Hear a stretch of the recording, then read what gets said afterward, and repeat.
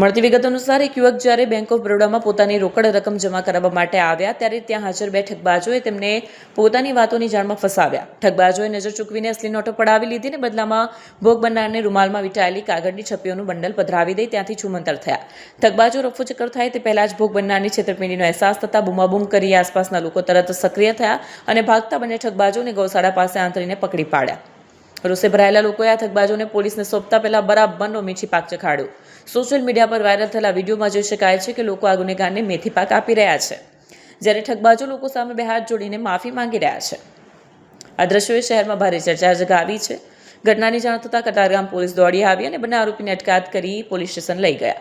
હાલ કતારગામ પોલીસ દ્વારા ભોગ બનનારની ફરિયાદ નોંધવાની તજવીજ શરૂ કરાઈ છે. સીસીટીવી ફૂટેજ અને વાયરલ વિડીયોના આધારે પુરાવા એકત્રિત કરવામાં આવી રહ્યા છે. બેંક જેવી જાહેર જગ્યાએ અજાણ્યા વ્યક્તિઓ સાથે નાણાકીય વ્યવહાર ન કરવો અને સતર્ક રહેવું ખૂબ જ જરૂરી છે.